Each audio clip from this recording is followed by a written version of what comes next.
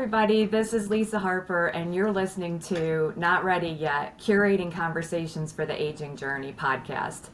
In this show, we hope that it will change the conversation that you have with your loved ones about aging and critical life decisions to you and your family. Today, we're talking about how to navigate difficult conversations with Mark Oelze, who, from his marriage counseling practice of 35 years, has developed the how-to for having conflict resolution conversations rather than things that turn into arguments. Mark's Pledge Talk is absolutely unique, and it offers conflict resolution involving 6 sequential steps in dialogue that I found personally affected me. And I met Mark a couple months ago in Wichita, Kansas at the Senior Home Coach Conference. And I have the pleasure of inviting him and having him on my podcast. So, Mark, thank you so much for being here. So thank you. I'm really glad to be here and honored to be here. And thank you for asking me to be your guest. I mean, as I just said to you a moment off screen, this is so huge to me and so important. And it's come out of my marriage counseling practice that I've done for almost 40 years now. And I'm guessing, hoping you, when I taught at the convention or the conference as well, that you saw something that caused you to say, that's good. I think I need this too, and it can be helpful. Yes, and there's a focus on marriage, and then I was like, gosh, this is really, I saw it as adult kids trying to have conversations with their parents as they age. I have been through it, and it just spoke to me in that way that this is something that anyone can use for any kind of difficult conversation. And these high-level conversations we're having when we're starting to see mom and dad, things change and we're not sure how to approach it, and we have to stay out of judgment or what we think is right. And to have this guideline that you have given us in the Pledge Talk is, I think, crucial for everyone to know. So can you walk us through the Pledge Talk and what it means and how to utilize it in those high-level conversations? Sure. Well, I just want to add to what you said too, that this came out of my marriage counseling practice, but it's applicable to all relationships. We all have to figure out how to navigate conversations in healthy and helpful ways, whether it's between husband and wife, between parent and child, whether it's between friend and friend, co-worker, employee, boss, right? It's everywhere. We're all in conversation. We're all in communication. Communication is critical, and we all have conflict at various levels, right? We tend to think conflict is when something really bad is happening, way down here in this end of the spectrum. But really, there's a whole spectrum. And if you're just having even a minor conflict, and you're talking to someone and they roll their eyes, or they just go, whatever, and they walk off, I want to suggest you're in conflict. You're in conflict, I think. And so I want to suggest what I teach in Pledge Talk is applicable, again, to all relationships, really to all conversations, and at all times. Because I also tell people that though I teach what I do in the context of a conflict, the principles hold true to every conversation. Yes.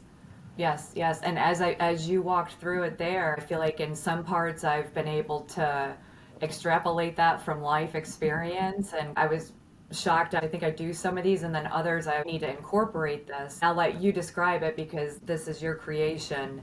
It's those pauses you need to take. It is how we have to settle and come back to what's really important within us and within the relationships.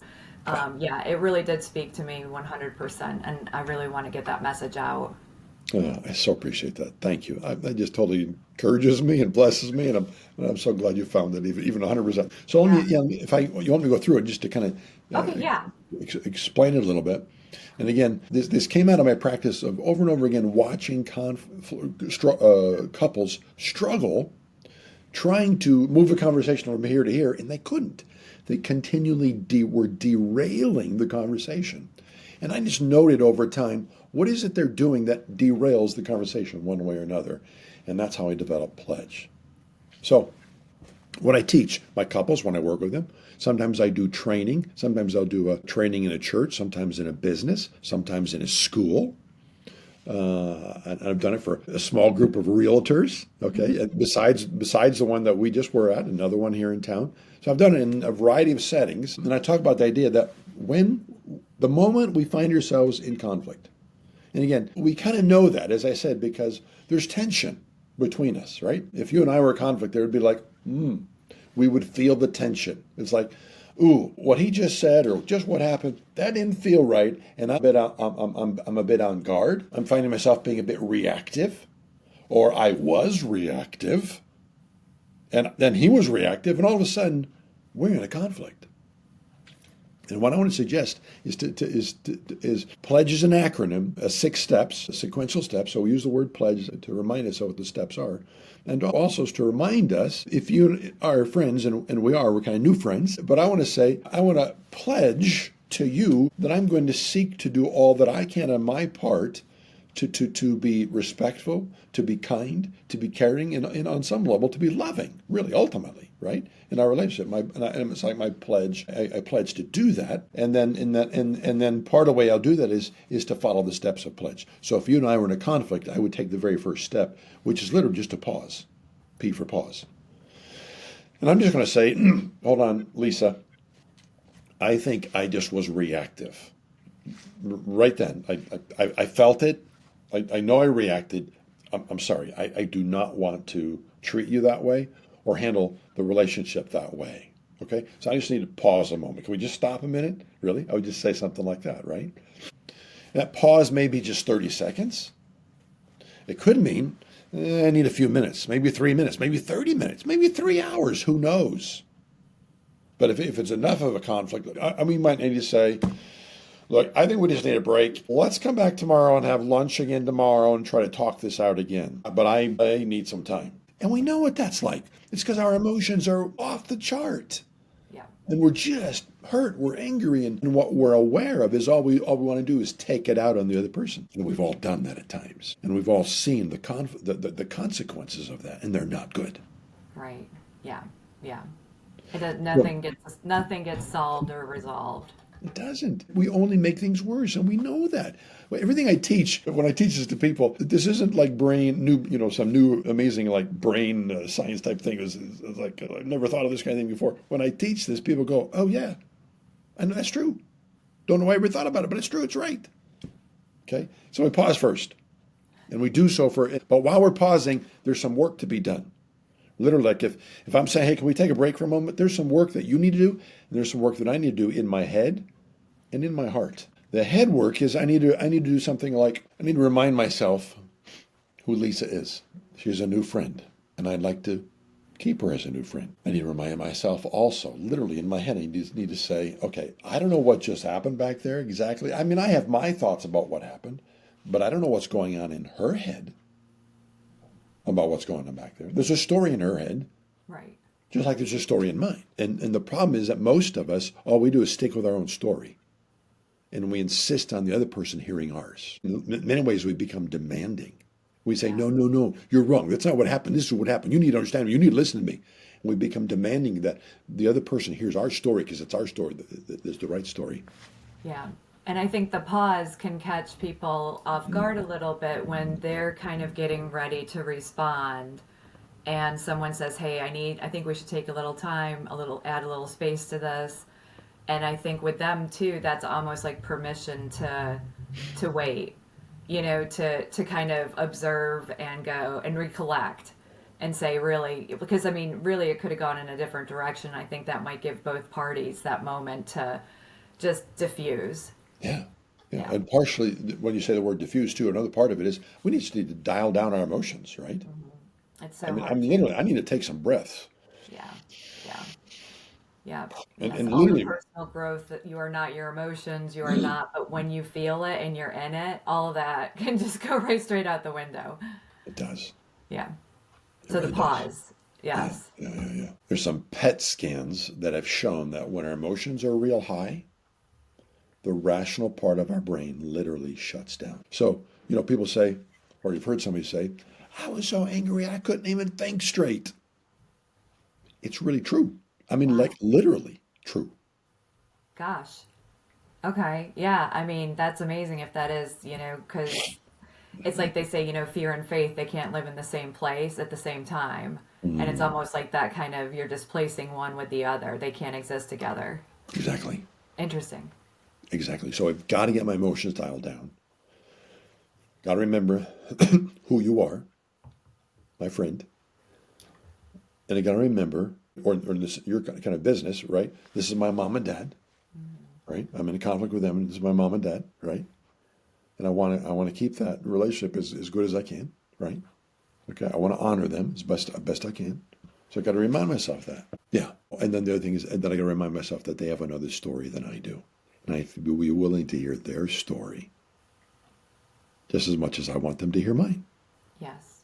I mean, this is just true all across the board. Yeah. Parent is struggling with their teenage girl who just wants to lock themselves up in the bedroom all the time. Well, why?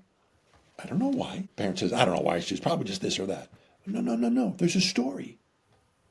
And we need to completely dial down to get to the place where we can say, honey, what's going on? I don't know why I feel like something's going on between us. And I don't think I've listened very well. I really want to know what's going on. Why you tend to want to stay in your room all night and not be out with us? I really want to listen. And that actually moves us to the second step, which is to listen. When I've done that internal work in my head and in my heart, the heart part is a shift, right? It's a shifting from me being insistent on you hearing my story and a shift from, oh, I want to hear yours because you matter. Yes. And especially with aging parents, that there's a lot that's changing and they're losing a lot. And a lot of people don't realize that they're in a state of loss, a state of grief. And it doesn't have to be either spouse or anything. It can be of certain things they enjoyed in life and no longer can, or their friend group, there is, I think that is huge to be able, and it's, putting yourself in somebody else's shoes, even though it's your parent and you think you know those shoes, you don't. Yeah. You don't know it in that way. And at that time, yeah. That's so good. So I need to be willing to hear their story. So when I get to that place, okay, I've done that work in my heart, in my mind, and I get to that place, I move to the next step then, which is listen. And it's like I need to volunteer and say, okay, I don't know what's going on between you and I, or mom and dad, I don't know what's going on. I know we had a conflict, okay? Tell me. I want to listen first. I really want to hear from your perspective what's happening. Now, the key is here, I need to listen to understand, not listen to defend, because that's what most of us do. We say, okay, fine, I'll listen. Maybe we don't do it quite like that. Maybe we do. But we're listening, but for all the wrong things, right? All the things that they say that's not true, that's not right, I didn't do that, I said it this way. I'm listening to all those things. So the moment I get a chance to grab the microphone, I tell them all the things that that they're wrong in their story, and then I tell them mine. And I walk away thinking, I listened to them, I really did, I listened to them. And I did, but again, I listened for all the wrong things. I didn't listen to understand their story, their perspective. What is it they want me to understand? And that's crucial. Absolutely. I feel like a lot of people think they're listening, but all they're waiting for is a pause. Not your pause, not the one we just talked about, but a break in the dialogue to be able to insert what they've been waiting to say. Yep. All too often while we're listening, again, if we're listening, it's for the wrong things, or we're not listening at all because we're preparing what we're going to say next. And that's just true for all of us in the natural. Oh, absolutely. And I'm teaching people this so we can become aware. What does it take to have a good, strong, healthy, helpful, love-filled conversation? Even when we're in conflict. Conversation rather than an argument. Yeah. So we listen to understand. And once I'm listening to the other person, whether it's you, whether it's my teenage daughter, my wife, or my parents, once I listen, and I think I really understand their perspective, their side of the story. And you kind of know when you're there because you find yourself going, oh, it happens in here. It's kind of it's a feeling. It's like, it's like, then you kind of, yeah, right? it's a release. If you've not really gotten there, you've not really listened to them. Right. Yeah, there's a release that comes with that. Like, that's the understanding part. Yeah. That's it. Now I see it. Now I hear it. Oh, Mom, no, I understand. Then I can move to the next step, which is to echo back. Because I can tell them all day long, I understand. That makes sense. I understand. But in their heads, they're going, what is it you understand? How do I know you understand? Can you help me know what you know? And they don't know. But here's how I help them know is I simply echo back. That's the third step. Pause, listen, echo. Remember, it's in sequence, right? So I echo back and I say, Mom, Dad, I think this is what you're saying. you're saying this because of this and this and this. You're feeling this and this and this. Is that right? And then I check in. Am I right? Is that what you're saying? And if my dad says, yeah, that's it. That's it. That's what I'm saying. Then I go, I know that I've understood. And now they know that I've understood. Yeah. And that's the seen and validated. I feel like that's all everybody wants in most situations, is to be seen, heard, validated. Yeah. We don't even so much necessarily want to be right. I mean, sometimes there's, some of that. But we, like you say, I think first and foremost, exactly. We want to know, can you just sit with me long enough to really hear me out? To have someone just sit with me long enough to hear me out is an incredible gift. Yeah. It's an incredible gift. Yeah. Because I find, especially with these conversations, is that they've been toiling in that same subject matter for a long time, and they're aware of things changing, and they just don't know what to do, and it's kind of a hamster wheel, and it keeps going, and sometimes it just, to get it out and verbalize it, they may even go, okay, I know this isn't the right path. I know that I have to change something, but I don't know how. But it's almost like they have to clear those thoughts to be able to get there. And that's what you're allowing through that. Wow, that's good. That's good. Yeah. Yeah. I so appreciate that. Yeah, no, it's hard. These are hard. And that's why this means so much to me, because, people, they get stuck, they get scared. They fear these words and putting them out there for somebody to hear. It's a very vulnerable spot. Everybody has a different relationship with mom and dad. And to be able to voice things and kind of wait and see where it goes, it's without judgment. That's really what I'm hoping people can get through and start somewhere. But we don't have to start somewhere. We can start with this. This is such a beautiful outline to having these conversations. Going back to the next step then of D, pause, listen, echo, again, sequence. D is disarm by validating. Kind of what you said, right? Yes. I disarm the tension between you and I, or between my mom and dad. I disarm the tension between us by validating. Because again, I can say to mom and dad, okay, I hear what you're saying. They don't really know that I hear until I echo back. I can echo back and say, I think you're saying this and this and this and this, and is that right? And they go, that's right.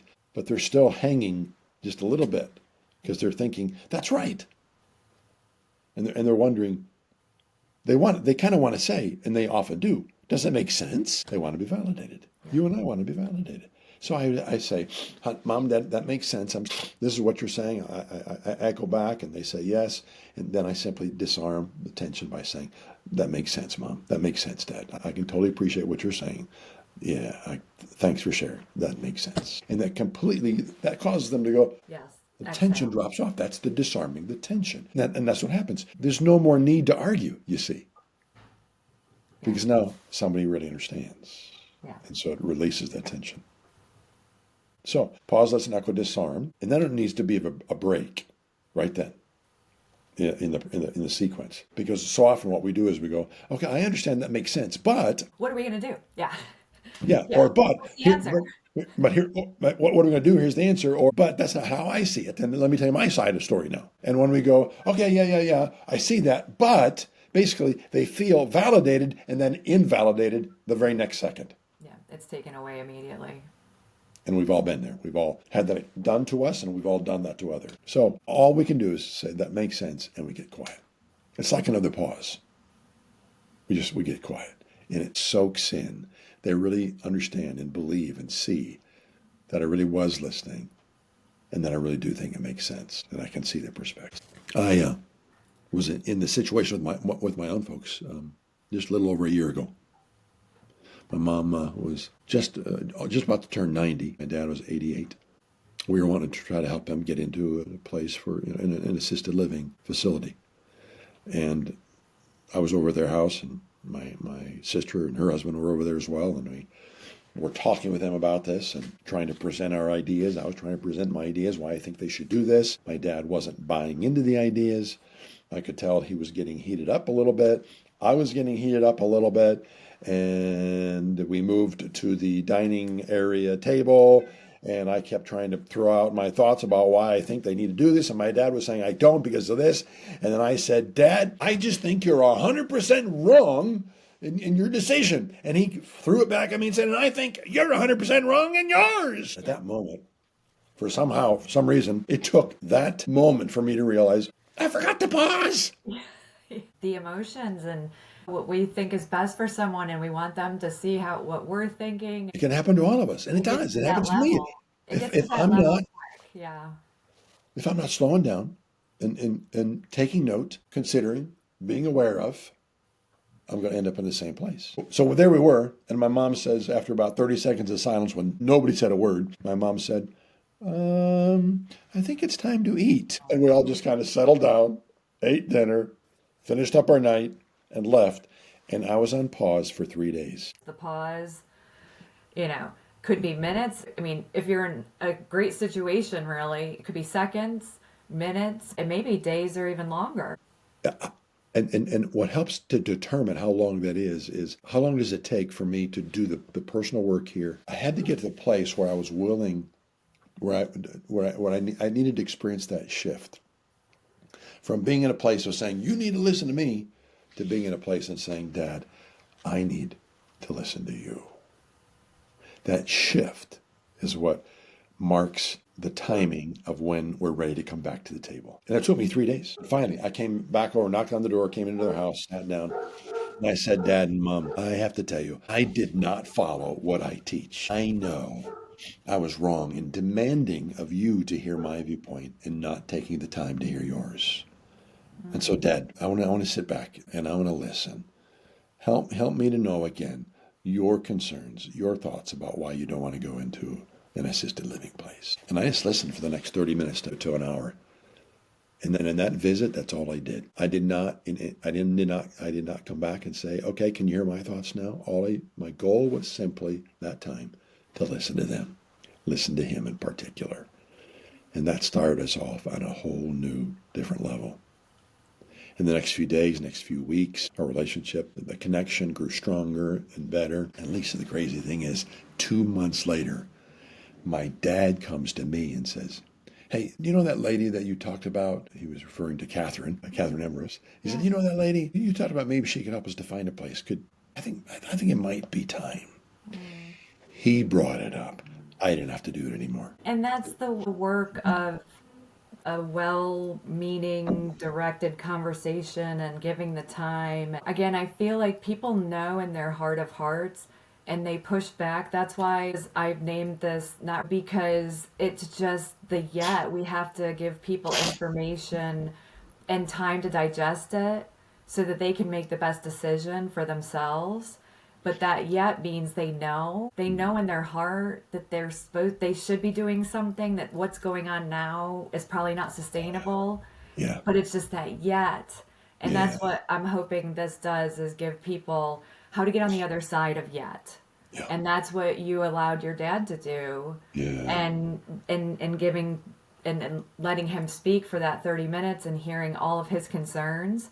Yeah. And then time passing and him probably processing back and forth, and again, really knowing that this is not sustainable or safe. Thank you for sharing your personal story. I think you're welcome. And I think you've said so many important things there, the not yet part. And like you say, they know where they're at on some level. In the back of the recesses of the mind, if not the forefront, they know where they're at. They know life is winding down and they're not in a good place.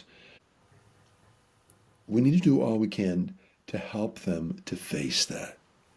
But to force them to face it only causes greater anxiety, a greater stress. So we have to find a way to walk with them side by side into what's next, through what they're experiencing and into what's next. And so then you talked about, we need to give them space and time to think, to consider, to reflect.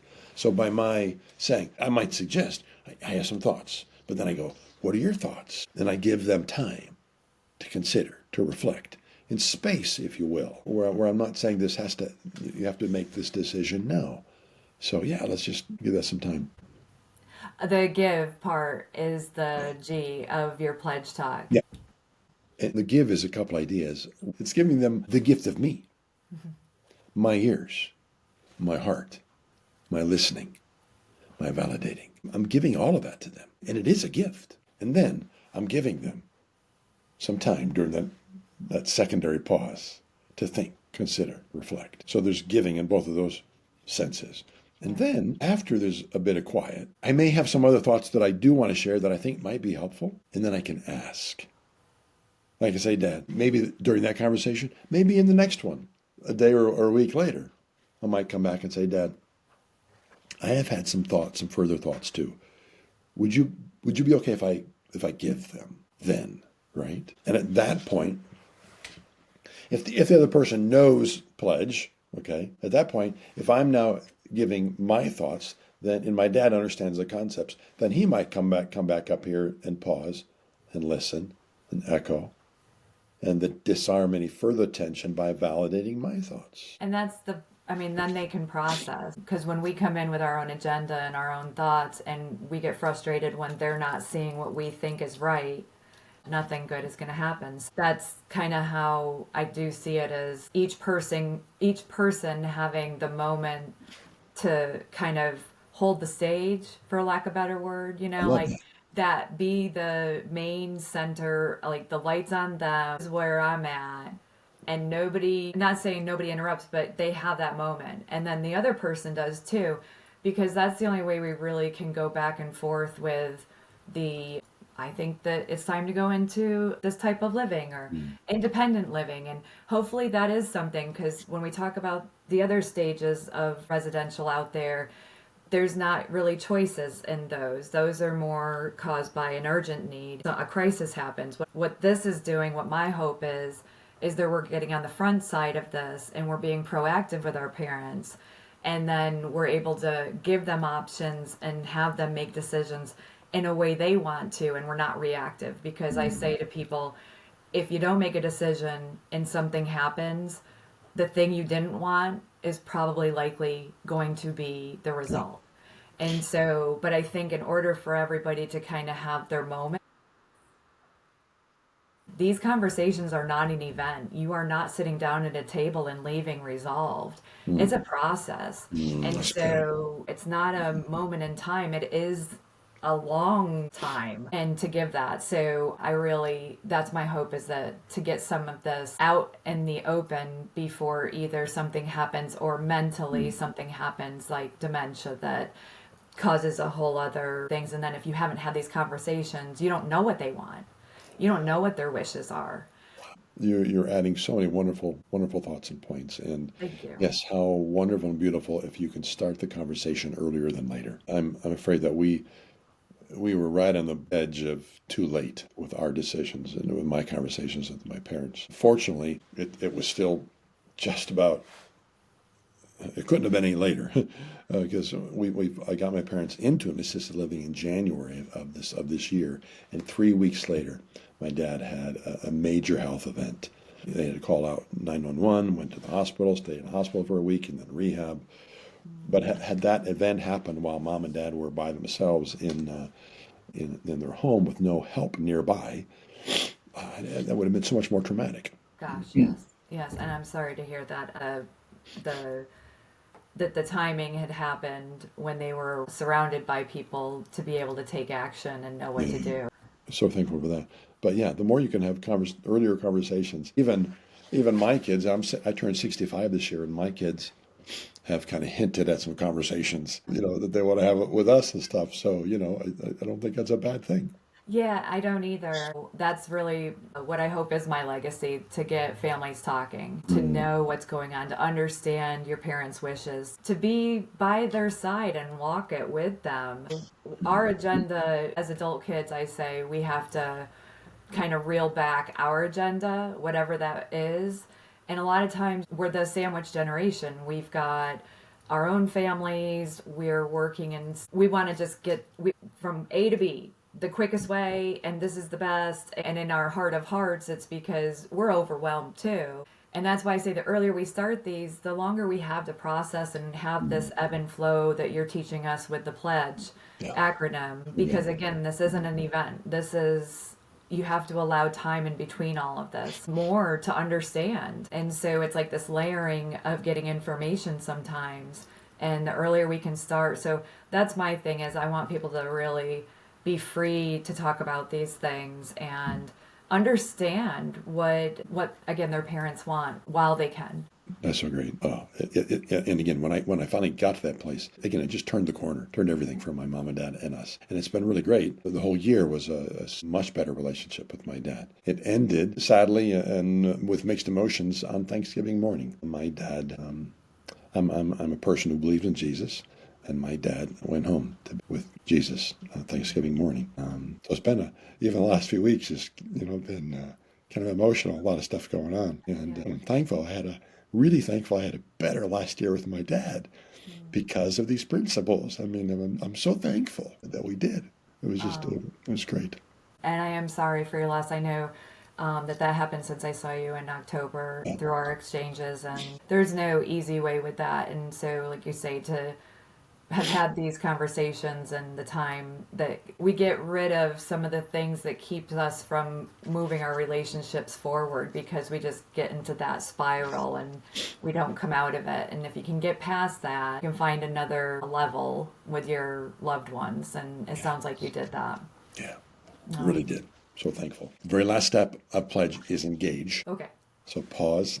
The sequence: pause, listen, echo, disarm, give, and engage. And engage has several different ideas to it. One of them being simply the idea of, it's a one-page infographic that explains the process, right? And so it's coming down, flow this way, but the process is then meant to be circular. So we go around again, right? Again, as I described, if my mom and dad knew the process and did it well, I would take the lead perhaps and pause and listen and echo and disarm by validating, right? And then maybe a bit of a pause again. And then I would perhaps ask, can I give some thoughts? And then if they were thinking about it, Dad would say yes. And he would now engage the same process and circle back around. And he would now pause, listen, echo, and disarm. And then break again, and maybe a little later give some thoughts. And then I would do the same. And so we would engage the process around and around until we have come to a place of either resolve or, again, a much stronger connection because we were relating so well. And I really wonder how many people listening can identify where they are okay and do that naturally. And then they can see where, oh gosh, this is maybe an obstacle for me, and I need to pay attention in that one and give or an echo, and it can really allow people just the presence of mind through those conversations to understand, okay, if I do these things now, and then we step away, but I'm going to move us closer than we ever have been before to getting to an outcome.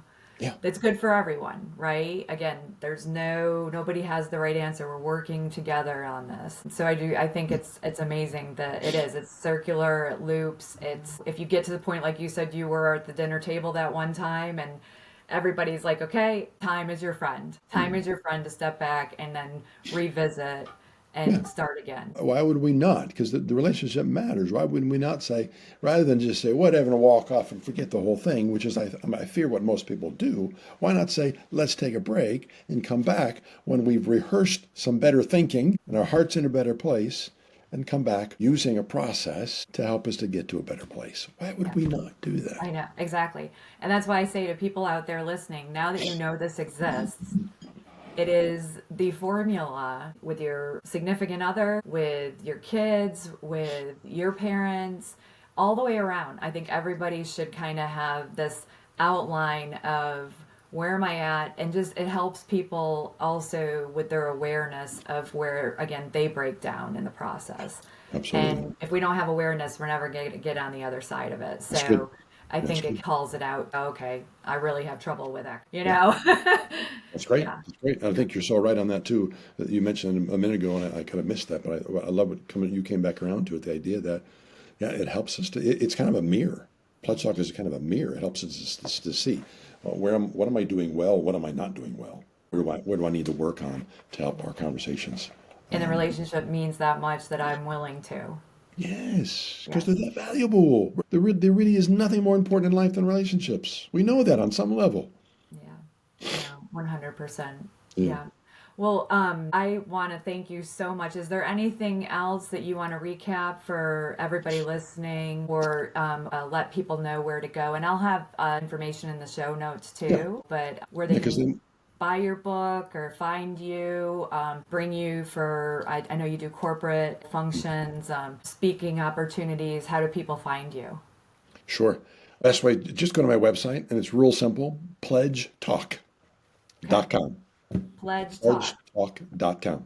Okay. You go there, and there's one button right smack in the middle of the page. If a person wants more, and it's free, they can click on there, put in their email, and start an account, and they'll get some blog articles from me from time to time when I write. But it opens up an opportunity for them to watch 7 free videos of me detailing what we've done here in the podcast.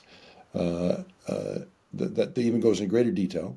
And in that situation, I tell a story, not with my dad, this was a more recent one, tell the story of me and my daughter who were in a conflict. And, Yeah. and so we learned through that. So they can go there to my website, get the video series. Again, pledgetalk.com. They can also go to Amazon and get my book, The Pledge of a Lifetime. And this is about a married couple. And I wrote it in the form of a narrative. It's a story of a couple struggling in their marriage. And they go see a counselor, and he helps them to learn the process and to work things out. Okay. And so I have conflict in my marriage with my kids, with my dad, with Everybody. friends. Yeah. Yeah. You If know, we don't, we're not. Yeah. I say if you're vertical and you're walking around, you can use this. Once you understand it and know how to process it.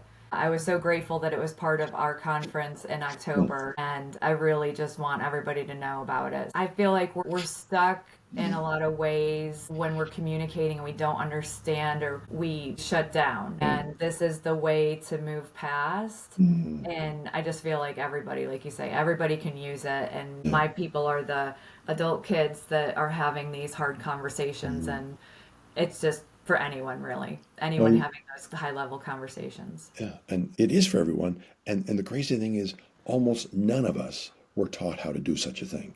No, We weren't raised about how to have a good conversation. So absolutely not. I'm passionate about teaching this, and like you said, I love to keynote, teach this in 45 minutes to an hour. I love to do training, whether it's in a business or a church or any kind of a situation. I'm passionate about it. At times, I get my wife to come with me. Oh, great. You get a Yeah. chance to ask her some questions like, "Is this guy for real? Does he really do this kind of thing?" Yeah. That kind of thing. But we would love to do that for someone wants us to come, or be on anybody else's podcast. Awesome. We want to do everything we can, just get the word out, because Yeah.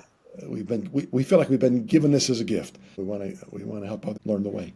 And I do too. And I appreciate you so much. I appreciate the Pledge Talk. And I hope that I play a part in sharing it with everyone, hopefully listening here, and they share it. And then you just get that effect of, we can have these conversations and we can get through it, and allow time and start early. Be Yeah. proactive. That's how I will end this, by saying, be proactive, everyone.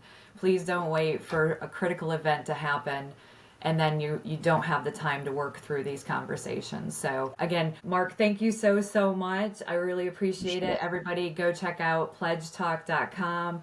And if you're got your app open and you're buying things already on Amazon, go ahead and drop that in your cart now too. It will be a really good investment for you and all the relationships you have.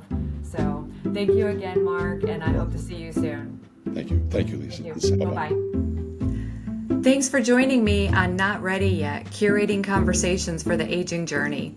If something in this episode gave you clarity or the courage to start an important conversation, or offered a new way to look at things, I hope you'll share it with someone who might need the same encouragement. Remember, navigating aging isn't something we have to do alone or in crisis. With love, logic, and the right tools, we can face what's next with confidence and connection. Be sure to follow or subscribe so you never miss an episode.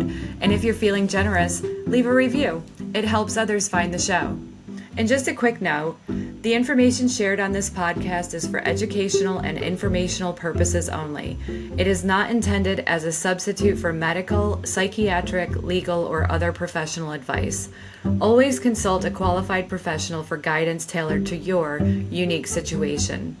This is Lisa Harper, and I'll see you in the next episode. Bye for now.